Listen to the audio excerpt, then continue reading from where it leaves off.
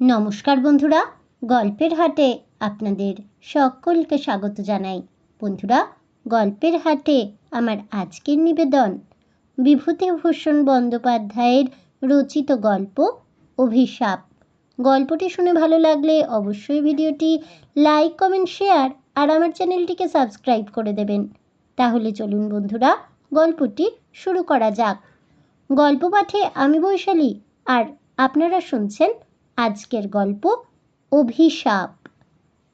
এই সেই প্রতাপ নারায়ণ চৌধুরীর বাড়ি। আমি সবিস্ময়ে সেই ভগ্নস্তূপের পানে দেখিলাম। এই সেই প্রতাপ নারায়ণ চৌধুরীর বাড়ি। সহজে বিশ্বাস করিয়া উঠিতে পারিলাম না। দিনান্তের অস্পষ্ট আলোকে যাই যাই করিয়াও আকাশের পশ্চিম প্রান্তে তখনও অপেক্ষা করিতেছিল। পরিশ্রান্ত বিহকুলের অবিশ্রাম কুজনধ্বনি রহিয়া রহিয়া তখনও আকাশ বাতাস মথিত করিয়া দিতেছিল। গঙ্গার অপূর্ব তরঙ্গভঙ্গ চিত্তলোকে এক অজ্ঞাত চেতনার সঞ্চার করিতেছিল। সেই প্রদোষের ম্লান দ্যুতি বিকাশের অন্তরালে আমি প্রাতঃস্মরণীয় সুবিখ্যাত প্রতাপ নারায়ণ চৌধুরীর প্রাসাদের পানে চাহিয়া দেখিলাম। গঙ্গার ঠিক তীরভূমিতে অগণিত লতা পল্লবে মণ্ডিত হতশ্রী প্রতাপ নারায়ণ চৌধুরীর প্রাসাদ নিঃশব্দে দাঁড়াইয়া আছে। নদীস্রোতের অবিরাম আঘাতে সে প্রাসাদের অনেকখানি ভাঙিয়া চড়িয়া কোন অনির্দেশের পথে বহিয়া গিয়াছে। অতীতের সাক্ষ্যস্বরূপ যাহা এখনো বর্তমান আছে, তাহা সেই হতগৌরবের কঙ্কাল বিশেষ। এখন যেন সেখানে সেই দুর্দান্ত প্রতাপ নারায়ণ চৌধুরীর প্রেতাত্মা বিরাজ করিতেছে। প্রকৃতি তাহাকে আজ নিজের হাতে সাজাইয়া দিয়াছে। অনাড়ম্বর সৌন্দর্য তাহাকে শ্যামল করিয়া রাখিয়াছে। গঙ্গার বক্ষে একটি নৌকা পাল তুলিয়া পাশ দিয়া বহিয়া চলিয়াছিল। একটি মাঝি গান গাহিতেছিল। তাহার সেই ক্লান্ত কণ্ঠস্বর সন্ধ্যা প্রকৃতির নিঃশব্দতার বক্ষ চিরিয়া চিরিয়া কোন দূরান্তরের এক অপূর্ব সাড়া বহিয়া আনিতেছিল। পলাশপুরের প্রতাপ নারায়ণ চৌধুরীর নাম শুনি নাই এমন লোক খুব কমই আছে। একদা তাহার প্রতাপে সারা পলাশপুর তথস্থ হইয়া থাকিত।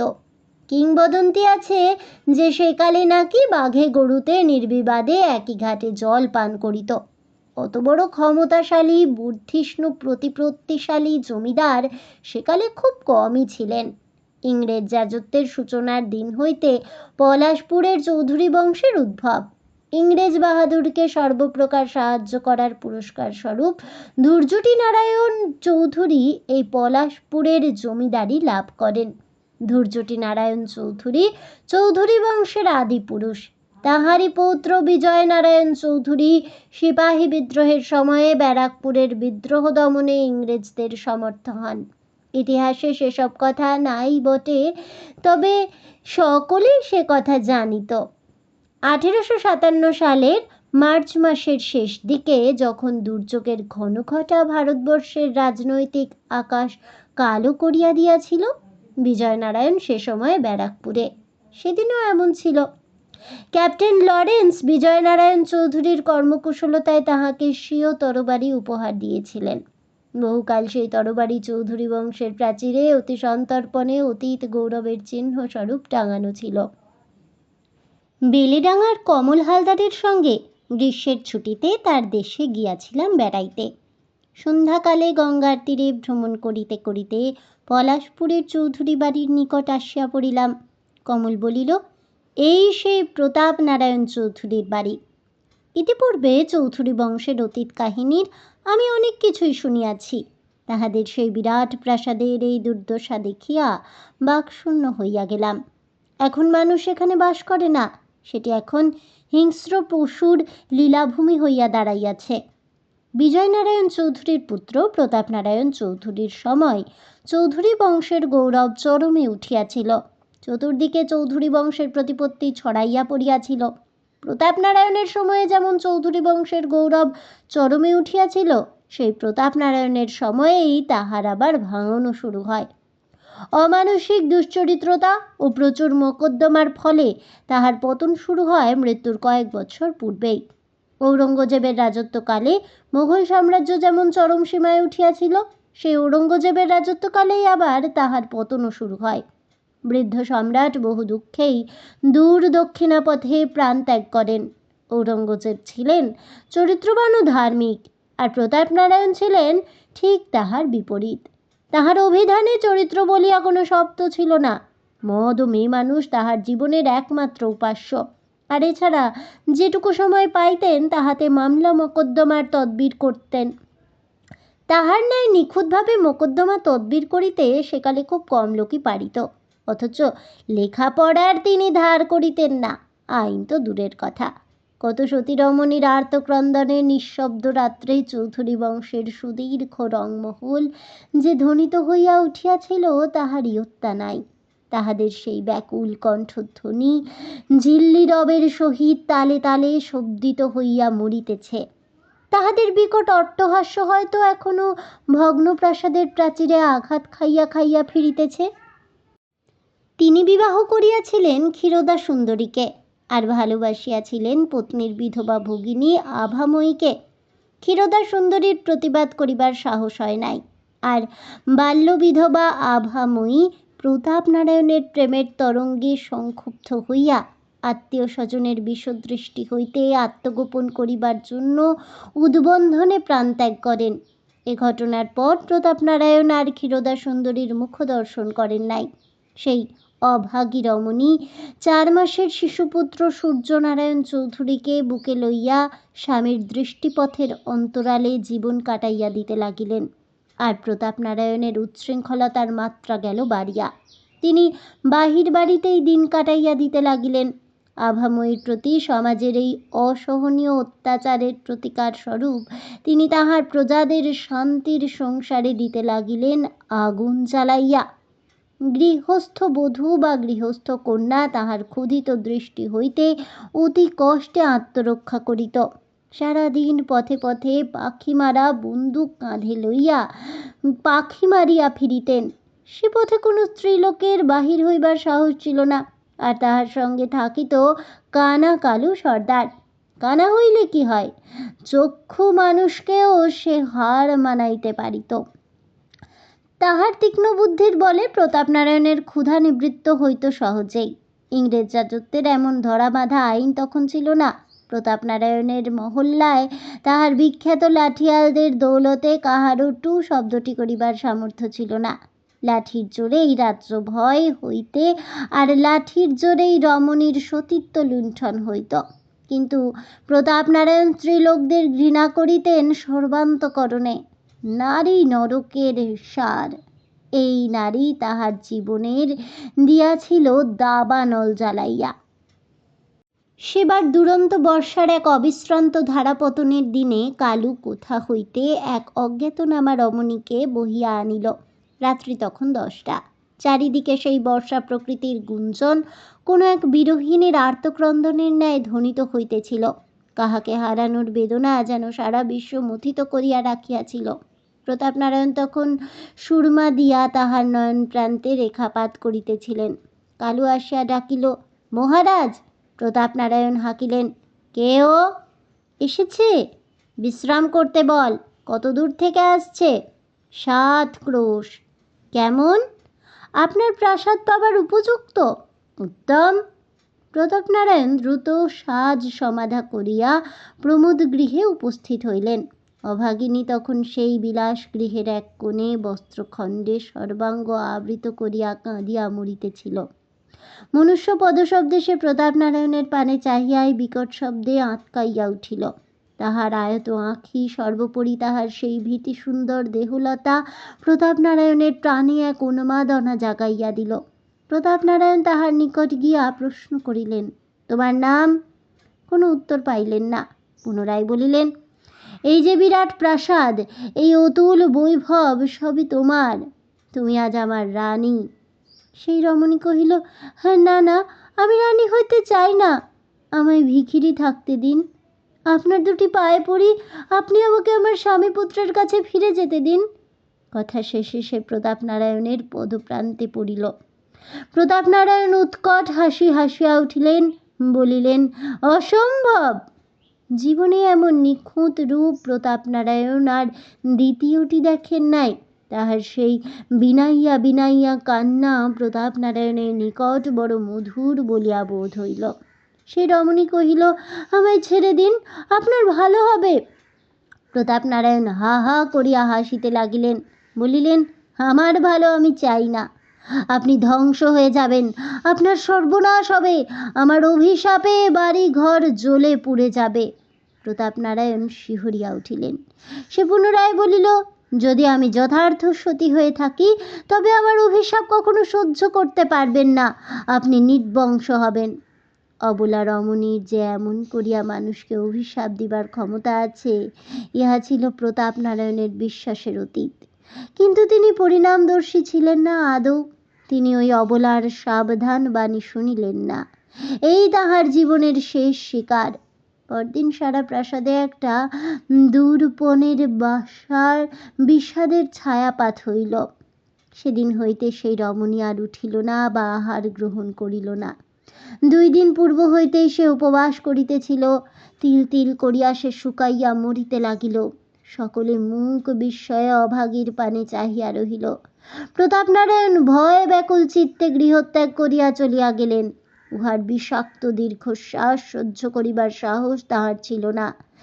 3 দিন রাত্রি অসহ্য যন্ত্রণা ভোগ করিয়া অভাগিনী প্রাণ ত্যাগ করিল। পরিশেষে রানী শ্রী ক্ষীরোদা সুন্দরীও তাহার দীর্ঘকালের সুচিতা ত্যাগ করিয়া এই নরককুণ্ডে আসিয়াছিলেন অভাগিনীর কাছে ক্ষমা প্রার্থনা করিতে, স্বামীর কল্যাণ কামনায়। কিন্তু তাহার সে প্রচেষ্টা ব্যর্থ হইল। যদি আমি যথার্থ সতী হয়ে থাকি তো চৌধুরী বংশ ধ্বংস হয়ে যাবে, এই বলিয়া সেই তেজস্বিনী নারী শেষ নিঃশ্বাস ত্যাগ করিল। এই ঘটনার 7 দিন পর প্রতাপনারায়ণ ফিরিয়া আসিলেন, কিন্তু জীবিত নয়, মৃত। পথে তাহার সর্পাঘাতে মৃত্যু হইয়াছে। সূর্যনারায়ণও পিতাকে অনুসরণ করিতে চলিলেন। অল্প বয়সে সম্পত্তির মালিক হইয়া মোসাহেবের সহায়তায় তাহার ক্ষয়িষ্ণু প্রায় সম্পত্তি ক্রমে ক্রমে নিঃশেষ হইয়া আসিতে লাগিল। পিতার ন্যায় তিনিও ছিলেন অপরিণামদর্শী। ভবিষ্যতের কথা ভাবিবার অবকাশ তাহার ছিল না। পরস্ত্রীতে লোভ তাহার ছিল না সত্য, তবে তাহারও নেশা ছিল। শহর অঞ্চল হইতে সব বিখ্যাত বিখ্যাত বাইজিয়ানার নেশা তাহাকে পাইয়া বসিয়াছিল। তাহার জন্য তিনি মুক্ত হস্তে ধন ব্যয় করিতে চাইতেন। লখনৌ, দিল্লি, আগ্রা, লাহোর, মুম্বাই, কলিকাতা ইত্যাদি সকল শহরের সুপ্রসিদ্ধা বাইজিকুলের পদরেণুপাতে তিনি তাহার পিতৃপিতামহের পবিত্র প্রাসাদ ধন্য করিতে মাতিয়া উঠিয়াছিলেন। তিনি দিনরাত তাহাদের সুরলহরী ও রূপমাধুরীতে মগ্ন হইয়া থাকিতেন। বিবাহ করিয়াছিলেন যথাসময়ে। যদিও পিতার ন্যায় তিনি তাহার পত্নীকে ঘৃণা করিতেন না, তথাপি তাহার দিন কাটিত বাহির বাড়িতে। গভীর রাত্রে অতিরিক্ত তাগাদার ফলে মাঝে মাঝে টলিতে টলিতে অন্দর বাড়িতে উঠিয়া যাইতেন নিতান্ত অনিচ্ছায়। অধিকাংশ রাত্রি তাহার এই বাহির বাড়িতে কাটিত। তাহা ছাড়া দেশ ভ্রমণ তাহার জীবনের একটি বিশেষ অঙ্গ ছিল। একটির পর একটি করিয়া তিনি দেশ দেখিয়া বেড়াইতেন। কত তীর্থক্ষেত্রে গিয়াছেন, অথচ দেবতা দর্শন করেন নাই। দেব মন্দিরের নিকট হইতে ফিরিয়া আসিয়াছেন। বলিতেন, জীবনে তো অনেক পাপ করেছি, মিথ্যে পবিত্র দেব মন্দির আর কলুষিত করি কেন? অকস্মাৎ একদিন সূর্যনারায়ণ কাহাকেও কিছু না বলিয়া না কহিয়া অতি অসময়ে বিসূচিকা রোগে দেহত্যাগ করিলেন। মৃত্যুকালে তিনি তাহার নাবালক পুত্র শঙ্কর নারায়ণ চৌধুরীকে দেনার দায়ে আকণ্ঠ ডুবাইয়া যাইতে কুণ্ঠিত হন নাই। শঙ্কর নারায়ণ যখন সাবালক হইলেন তখন তিনি তাহার সম্পত্তির মধ্যে তাহাদের প্রাচীন বসতবাটি ছাড়া আর কিছুই দেখিতে পাইলেন না। চারিদিকের আয়ের পথ রুদ্ধ হইয়াছিল। বনেদি বংশের ধ্বংসাবশেষ লইয়া চৌধুরী পরিবার বিভীষিকার ন্যায় দাঁড়াইয়া রহিল। গহনা বিক্রি করিয়া শঙ্কর নারায়ণ মানুষ হইয়া উঠিলেন। তিনি কিন্তু মানুষ হইলেন তাহার পিতা বা পিতামহের বিপরীত প্রকৃতি হইয়া। ইংরেজি শিক্ষার তিনি ধার ধারিলেন না, তবে অবিচলিত চিত্তে সংস্কৃত অধ্যয়ন করিয়া যাইতে লাগিলেন। তাহার মধ্যে কেমন যেন ধর্মভাব জাগিয়া উঠিল। তিনি অল্প বয়স হইতেই ধার্মিক হইয়া পড়িলেন। সামাজিক আচার অনুষ্ঠানে তাহার প্রগাঢ় শ্রদ্ধা। গৃহদেবতা লক্ষ্মী জনার্দনের পূজায় ক্রমে ক্রমে তিনি আত্মনিয়োগ করিলেন। তিনি ছিলেন অত্যন্ত গম্ভীর প্রকৃতির মানুষ। কাহারও সঙ্গে বড় একটা কথা কহিতেন না। বাড়িতে খাইতেন আর ত্রিতলের ঘরে বসিয়া থাকিতেন, কোথাও বাহির হইতেন না। রুদ্রাক্ষের মালা গলায় পরিয়া গেরুয়া বসনে সর্বাঙ্গ মণ্ডিত করিয়া তিনি সন্ন্যাস জীবন যাপন করিতে লাগিলেন। অবসর সময়ে তিনি তাহার প্রিয় বেহালাখানায় বসিয়া ছুরি ঘষিতেন। রাত্রির নিঃশব্দতার বক্ষ চিরিয়া সেই রাগিনী কোন বন্দিনী বিরোহিণীর আর্তক্রন্দনের ন্যায় শুনাইত। ক্ষয়িষ্ণু চৌধুরী বাড়ির গৃহলক্ষ্মী যেন ওই ভাষায় গুমরাইয়া গুমরাইয়া কাঁদিয়া মরিত। শঙ্করনারায়ণও তাহাদের বংশের ধারা বজায় রাখিয়া অল্প বয়সে বিবাহ করিয়াছিলেন এবং খুব অল্প বয়সেই তাহার পুত্র হইয়াছিল। তাহার পিতৃপুরুষ দিগের ন্যায় তিনি তাহার পত্নী কল্যাণীকে ঘৃণা করেন নাই সত্য, তবে তাহাকে যে ভালোবাসিতেন এ কথা হলফ করিয়া বলা যায় না। তিনি পত্নীর প্রতি তাহার কর্তব্য সম্পাদন করিতেন মাত্র। সারাদিন প্রায় তাহার গৃহদেবতার ধ্যান ধারণায় কাটিত। তিনি নিত্য অত্যন্ত সুচিতা সহকারে দেবতার আরাধনা করিতেন। গভীর রাত্রে পূজায় বসিতেন। যাহা জুটিত সেই সামান্য দুটি সাকান্ন মুখে দিয়া তিনি আবার তাহার সেই ত্রিতলের গৃহে যাইতেন। বাড়ি হইতে বাহির হইতেন না আদৌ। দিন দিন চৌধুরী বংশে যে নিশ্চিহ্ন হইবার পথে আগাইয়া যাইতেছে তাহা দেখিয়া তিনিও ধীরে ধীরে শুকাইতে লাগিলেন। আর ততই গৃহদেবতার পূজার মাত্রাও বাড়িয়া যাইতে লাগিল। তিনি পাগলের মতো হইয়া গেলেন। তাহার জীবনের একমাত্র কামনা হইল বিত্ত চাই, অর্থ চাই, ঐশ্বর্য চাই। তিনি কেবল প্রার্থনা করিতেন দেবতা আবার যেন চৌধুরী বংশের নষ্ট সম্পদ ফিরাইয়া দেন। এহেন কালে একদা চৈত্রের এক অমাবস্যা রজনীতে শঙ্করনারায়ণ স্বপ্ন দেখিলেন যেন তাহাদের গৃহলক্ষ্মী চৌধুরী বংশ ত্যাগ করিয়া যাইতেছেন। তাহার অপূর্ব জ্যোতিতে বিশ্বভুবন আলোকিত। একটা সুস্নিগ্ধ সুবাসে দিগন্ত ভরিয়া গিয়াছে। শঙ্করনারায়ণ তড়িৎ পদে উঠিয়া গিয়া দেবীর পথ রোধ করিয়া দাঁড়াইলেন। দেবী তাহার বিষণ্ণ মুখে যেন বলিলেন, বাছা, পথ ছাড়ো, আমায় যেতে দাও। শঙ্করনারায়ণ কাঁদিতে লাগিলেন, মা, আমাদের এমনি করে ছেড়ে যাচ্ছ মা? দেবী নিষ্ঠুরভাবে হাসিলেন। নিত্য না খেয়ে তোমার পূজার আয়োজন করেছি মা, তবু তোমার ক্ষুধা দূর হয়নি? না, আমি রক্ত চাই। কার রক্ত মা? তোর ছেলের। দেবী অন্তর্হিতা হইলেন। অমনি শঙ্করনারায়ণের ঘুম ভাঙিয়া গেল। ঘামে তাহার সর্বাঙ্গ ভিজিয়া গিয়াছিল। তিনি উঠিয়া রোদন করিতে লাগিলেন, রাক্ষসী, এ কি পরীক্ষা তোর? তখনও তাহার সেই গৃহে দেবীর পদ্ম গন্ধ বিচ্ছুরিত হইতেছিল। শঙ্করনারায়ণ বিচলিত হইলেন না। চৌধুরী বংশ তাহার পুত্রের চেয়ে অধিক মূল্যবান। তিনি বলিলেন, তাই হবে মা, তাই হবে। তুমি এ অভাগাকে ত্যাগ করো না। তারপর তিনি ধীর পদক্ষেপে তাহার শয়নগৃহে আসিয়া উপস্থিত হইলেন। অতি সন্তর্পণে। কল্যাণী তখন ঘুমাইতেছিলেন, আর তাহার পুত্র মাতার স্তন্যপান করিতেছিল ঘুমন্ত অবস্থায়। শঙ্করনারায়ণ অত্যন্ত ধীরে ধীরে সেই খোকাকে মাতার বক্ষ হইতে ছিনাইয়া আনিলেন। কল্যাণী সারাদিনের পরিশ্রমে ক্লান্ত হইয়া ঘুমাইতেছিলেন। তিনি একবার পাশ ফিরিয়া শুইলেন মাত্র। শঙ্করনারায়ণ খোকাকে পরম স্নেহে তাহার বুকের মধ্যে করিয়া গৃহ হইতে বাহির হইয়া আসিলেন। শো শো শব্দে সারা প্রকৃতি যেন উন্মাদ তাণ্ডবে মাতিয়া উঠিয়াছিল। খোকা পিতার বাহু মধ্যে ঘুমাইতে লাগিল। তারপর খোকাকে গৃহদেবীর সম্মুখে নিজ হাতে বলি দিলেন। একবার হয়তো সে কাঁদিয়াছিল, কিন্তু বাহিরের সেই ঝড় জলের মধ্যে সে কান্না হয়তো শোনা যায় নাই। রক্তধারায় সারা গৃহ ছাইয়া গেল। ভয়ে বিস্ময়ে তিনি কিন্তু দিশাহারা হইলেন না, বা বেদনায় মুশড়াইয়া পড়িলেন না। হোমের জন্য যে বালি ছিল তাহা আনিয়া সারা রাত্রি তিনি সেই রক্তচিহ্ন মুছিতে লাগিলেন। চৌধুরী বংশ বড় হইবে, জীবনের এই একমাত্র আকাঙ্ক্ষা আজ তাহার পূরণ হইয়াছে। এই সান্ত্বনায় পরম তৃপ্তিতে সেই বালির উপরই রাত্রি শেষের দিকে তিনি ঘুমাইয়া পড়িলেন। দিনের আলো ফুটিতে না ফুটিতে কল্যাণী উন্মাদিনীর ন্যায় ছুটিয়া আসা স্বামীকে জাগাইলেন। ওগো, খোকা কোথা গেল? শঙ্করনারায়ণ স্ত্রীর পানে চাহিতে পারিলেন না।